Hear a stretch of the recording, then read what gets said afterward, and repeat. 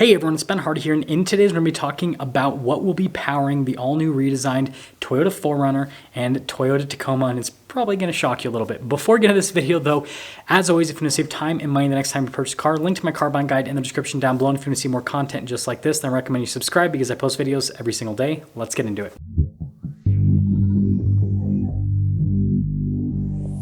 Over the course of the video series I have created on the new 4Runner and new Tacoma, I have made several guesses as to what the powertrain will be. And one of those guesses was definitely wishful thinking. I said, hey, maybe they're going to take the 3.5 liter V6 that's in the Tundra and in the Sequoia and detune it and then throw it in the Tacoma and the 4Runner. Maybe they'll just make the engine a little bit smaller.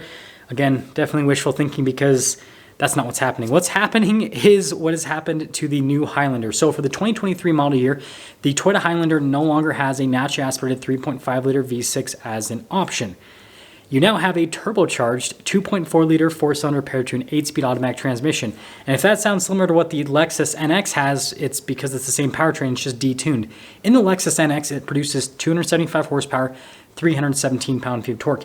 In the Highlander, it produces 265 horsepower and then 309 pound-feet of torque, so a little bit less horsepower, a little bit less torque. Now, the thing that's pretty funny about this whole transition with the Highlander is the V6 gets the same fuel economy as this new 4-cylinder. So like Toyota went to a more complex, smaller engine and they didn't get any better fuel economy rating out of it. And it's something that a lot of these automakers are doing with these smaller engines. And it's one of the reasons why I don't think that going smaller is always the best route when it comes to making a vehicle fuel efficient, especially if it's a larger vehicle like a Highlander and like what we're talking about in today's video, the Tacoma and the 4Runner. This is why we know exactly what powertrain is going to be going into the new 4Runner and the Tacoma, and that's because Toyota makes things pretty dang obvious. So if we look at the powertrain that's powering the new Tundra and Sequoia, the twin-turbo 3.5 liter V6, Toyota had that in the Lexus LS for several years, and they basically used the LS as a guinea pig for that powertrain to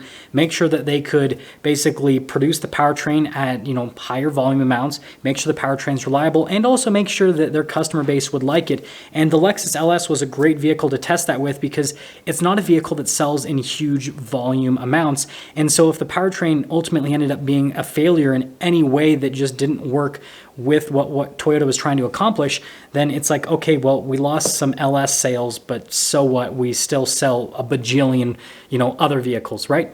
And so they've done the same thing with this turbocharged 2.4 liter 4-cylinder, but you can tell that they're kind of going a little bit slower with this because with that 3.5 liter V6, it was testing the LS, and then as soon as they got like the green check mark, they threw it into the Tundra and the Sequoia and the new Land Cruiser and the new Lexus LX. It was just like bam, bam, bam, bam, bam. Whereas with this turbocharged 2.4 liter 4-cylinder, it was first introduced in the new Lexus NX, and that's kind of their test to see, hey, okay, is the Lexus group of people going to like this new powertrain? Which, if you're wondering why they tested out in Lexus, it's because that group of people typically doesn't keep vehicles for nearly as long as the Toyota group of people, even though same manufacturer. And so they're kind of more okay with accepting new technology compared to someone that's buying a Toyota. And that's why you always see the new techie stuff in Lexus before it drops down to Toyota. And that's what most, manufacturers do if they have a luxury manufacturer and a non-luxury manufacturer. But anyways, back to our little story here. They've tested it in the NX and they found that people like it. So now they're kind of dipping their toes in with the Toyota brand. And that's why it's starting off with the Highlander, because the Highlander is kind of one of Toyota's more techie, cars that it's still, perceived as a reliable vehicle, but reliability isn't as important for Highlander buyers as it is for a Tacoma or a 4Runner buyer, because Highlander buyers typically will trade their cars in a little bit more often, and a lot of times they're just looking for a three-row SUV. They're not looking for a three-row SUV that has to get them through the apocalypse like what someone is looking for when they buy a 4Runner or a Tacoma. And so this is another test to see if a group of the Toyota buyers is willing to accept this new 2.4 liter 4-cylinder, right, over the previous generation V6. And if this goes well within the Highlander, then they're for sure going to throw it into the Tacoma and the 4Runner. And that's why we just aren't going to see a V6 in either of those vehicles. And again, if you look at the powertrain, it makes sense as a replacement for the 3.5 liter V6 in the Tacoma and the 4 liter V6 in the 4Runner, because it has more torque than both of those powertrains. And if they tune it similarly to the Lexus NX or maybe a little bit above, then it has as much, if not more horsepower than both of those powertrains, slightly less than Tacoma if they pick the NX tune where it's 275, because the Tacoma has 278 horsepower, but I mean 3 horsepower, it's negligible, right? Especially when you're looking at that range. Now, I don't think that this is going to be the only powertrain for both of those vehicles, and the reason I'm saying that is because Toyota has emphasized that they want all of their vehicles to have a hybrid option by like the middle of this decade. And so that means we're going to have a hybrid Tacoma and we're going to have a hybrid 4Runner.